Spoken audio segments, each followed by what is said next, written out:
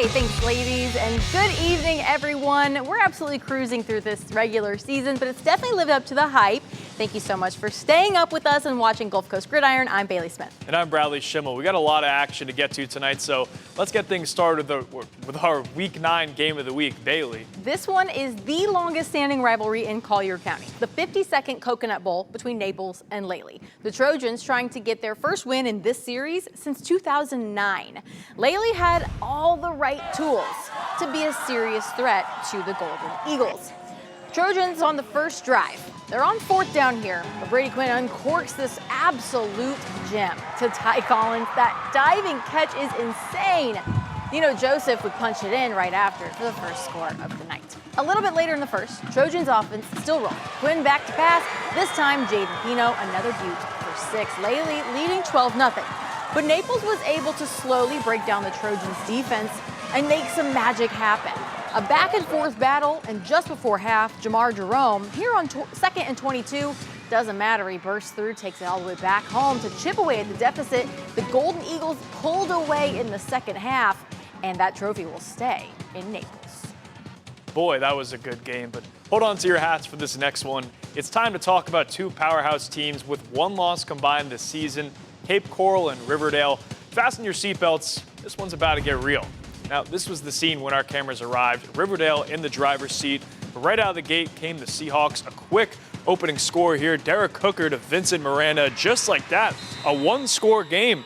But now it's time for Riverdale. And it was a whole lot of, this here, running the football. It's so demoralizing for a team that, is just getting beaten in the ground game. Theo Harris and Blanchard, incredible backfield. Cape Coral was able to stop them, though. Now it's a party in the backfield. You got barbecue back there? You didn't invite me? Hurt my feelings. Riverdale, they get the stops they needed, and they hand Cape Coral their first loss of the season. This sets up a winner-take-all game for them against North Fort Myers next week for the district title. Now let's take a look here at some scores. Dunbar defeats North Fort Myers 32-14, and Immokalee destroys Aubrey Rogers 47-3. Acero gets the win over Mariner 28-0, and Oasis takes the win over Ida Baker 25-11. Well, it was a battle between two high-powered offenses tonight at Gulf Coast. The Sharks hosting Bishop Verot. They hadn't faced each other since 2022, and the Vikings took that one 27-14. But what will happen tonight? Well, it was 28-0, the lead for the Vikings coming out of half. They were driving first in the third quarter. Austin Christian looking, oh wait, he doesn't see Dante Lindsay coming. Boom, the Sharks come up with that nice sack. But here on fourth down, the Vikings go for it. Christian airs this one out. It pays off. Aiden Gonzalez comes down with it inside the 5. Deshaun Jenkins finishes off that drive for another tutty. Fourth quarter now, Verot facing fourth and short here, and going for it for sure. Jenkins, he is shifty, jumps over a Shark, weaves his way, makes it home for his third rushing touchdown of the night. Bishop Verot rolls to a 42-0 shutout over Gulf Coast. Now we head up north to Charlotte County for the Battle of the Peace River. This is a storied rivalry that never ceases to disappoint, and tonight we etched yet another chapter into the history books. These teams were really fired up for this one. And I always love when we cover Port Charlotte because that means I get to make pirate noises. Arrgh! Now, Port Charlotte, they've got the football here for their opening possession.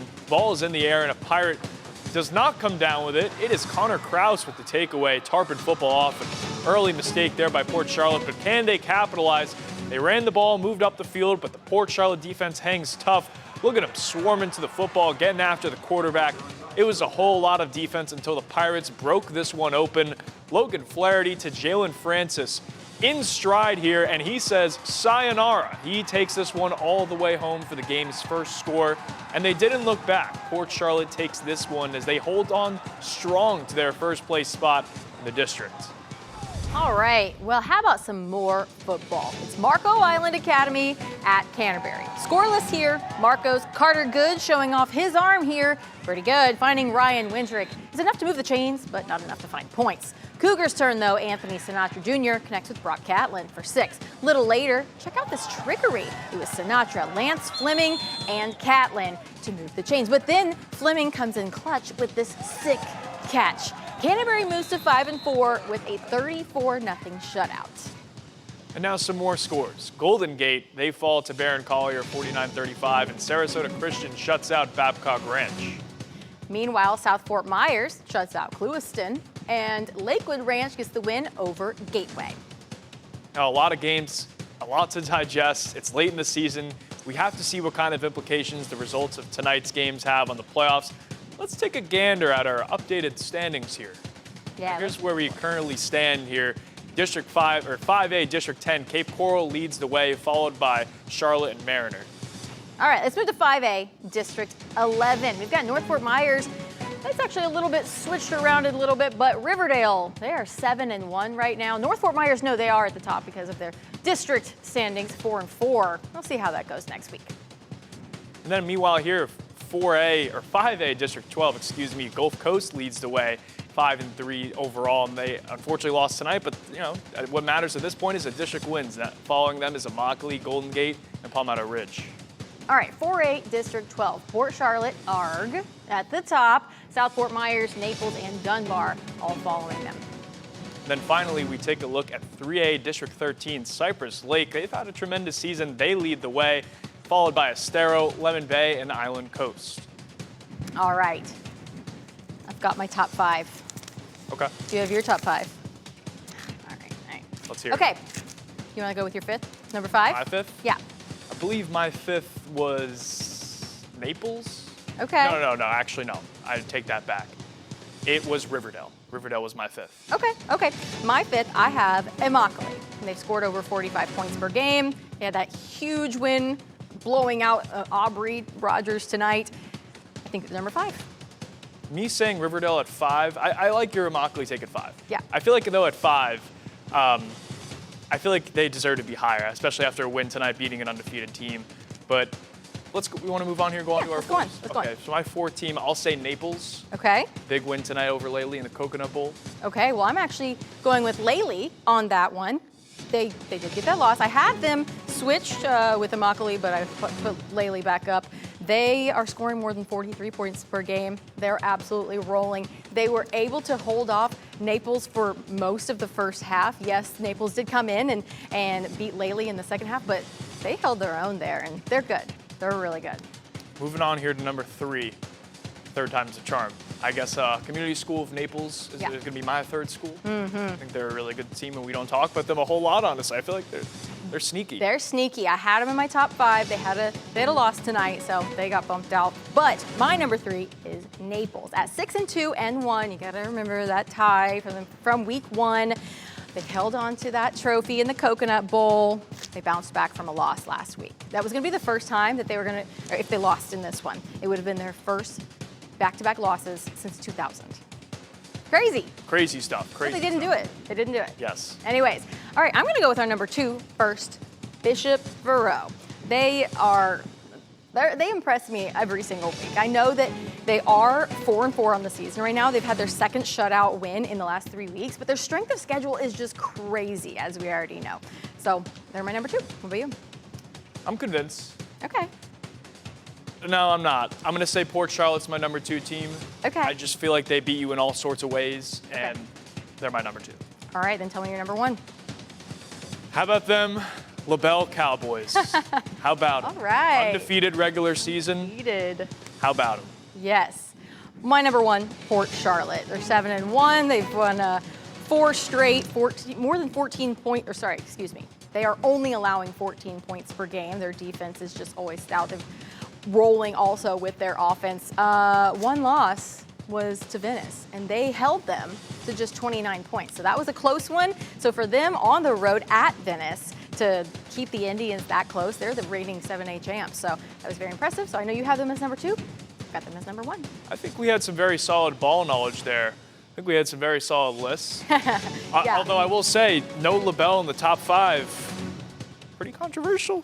Hey, I mean, we'll see what it is next week, but that's why you got yours and I got mine.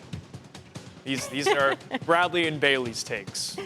They're amazing. LaBelle's been great. Yes, and they won tonight, yes, as we see there, 36-7 over Marathon to wrap up an undefeated regular season. And then Lemon Bay, they shut out Eastleigh 52-0. Meanwhile, FBA takes down Palmetto Ridge on the road 19-6. Lightning Lehigh falls at Key West 28-6. Now let's take a moment here to recognize our player of the week from last week.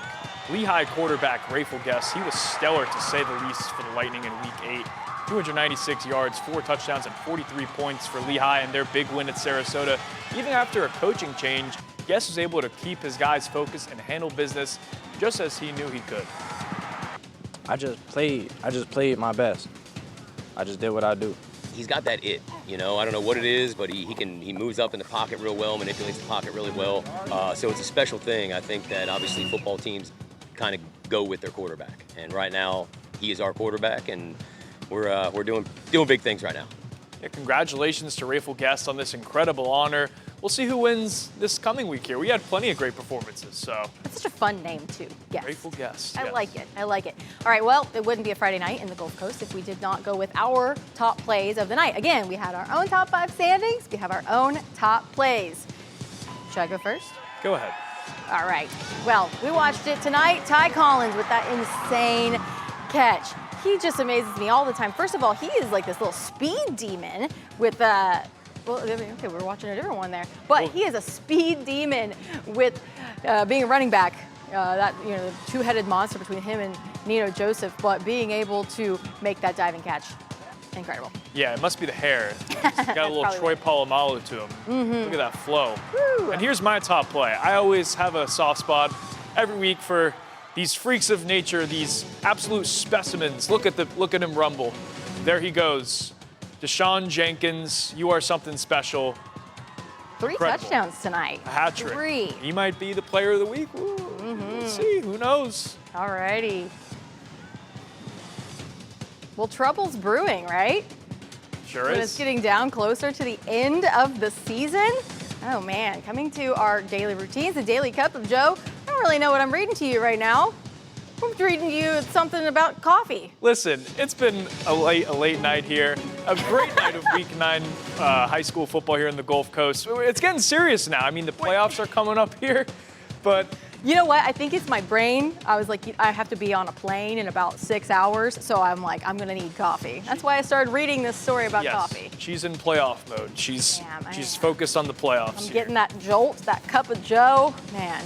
But anyways, yes, we've got 2 more weeks of the regular season and the playoffs start. There is that 1 week that was the built-in week off for hurricanes or anything. So after that, that's when the state tournament starts on the 14th. So Crazy. Less I than a feel month. like it was just week 0. yeah, I But- know. Well, we're almost done, but we're also almost done here tonight. So thank you so much for staying up late with us. We'll see you next Friday.